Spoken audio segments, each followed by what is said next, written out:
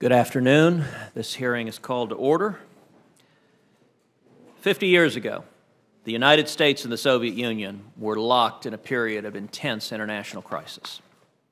2 decades of the Cold War had resulted in the Berlin blockade, the Soviet Union's testing of the atomic bomb, the successful launch of Sputnik, the Cuban Missile Crisis, and the Vietnam War.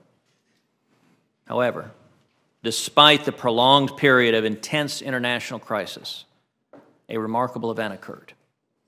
The United States and the Soviet Union were able to come together and author the Outer Space Treaty, which was intended to become a foundation for all future activity in outer space. The main tenets of the treaty include the prohibition of the placement of nuclear weapons and other weapons of mass destruction in space or on a celestial body, the requirement that states are responsible for national space activities, whether carried out by governmental or non-governmental entities, and states that outer space, including the moon and other celestial bodies, are not subject to national appropriation by claim of sovereignty.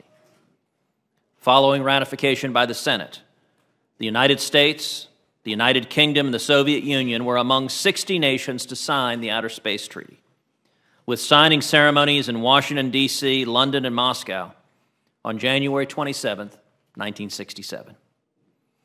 President Lyndon B. Johnson hailed the signing of the treaty as, quote, an inspiring moment in the history of this human race. However, in the half-century that has since passed, many articles of the treaty haven't been fully tested, as the majority of activities in space have primarily been carried out by governmental entities. But that could soon change, as the United States is poised to lead an explosion in commercial space activity that will see American companies look to land on the surface of the moon, service satellites, and mine asteroids which may contain platinum and other precious metals valued upwards of trillions of dollars. While the future appears bright, we cannot afford to become complacent. The United States does not stand alone in this new emerging space race. Just last month, it was announced that China and the European Space Agency are interested in creating an outpost on the moon. As activities in space increase, they will undoubtedly pose new challenges as countries and companies compete for resources throughout the universe. We should anticipate that there will be conflicts as countries and private industry race to reach areas of the moon that hold significant advantages, such as the, quote, peaks of eternal light and the lunar sites that may hold vast quantities of water. These sites will provide economic and operational advantages for those who reach them first.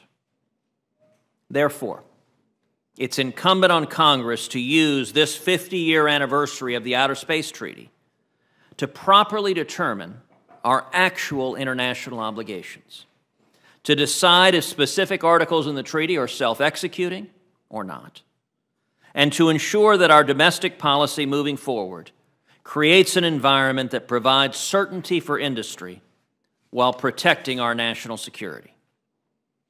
Those decisions will be made by this committee, by the Senate as a whole, and by the Congress and the President.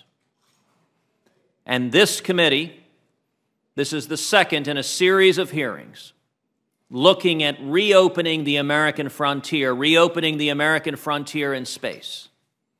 That's why we're gathered here today. The testimony that this committee will hear will help pave the way to the future of space exploration and our global competitiveness.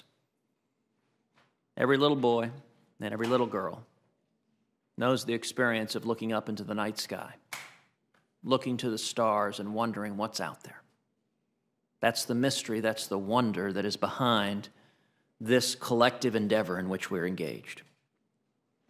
If this committee can working together in a bipartisan manner, as it has succeeded to doing for several Congresses now, if we can come together behind a strong national space policy that ensures continued American leadership in space, then I have no doubt that in the not-too-distant future, those same little boys and little girls will be looking up at the moon, looking up at Mars, and looking up at Americans walking on the surface of those bodies, perhaps living on the surface of those bodies, exploring new opportunities that the mind can scarcely imagine. That's what this hearing is all about. With that, Senator Markey. Thank you, Mr. Chairman, very much. And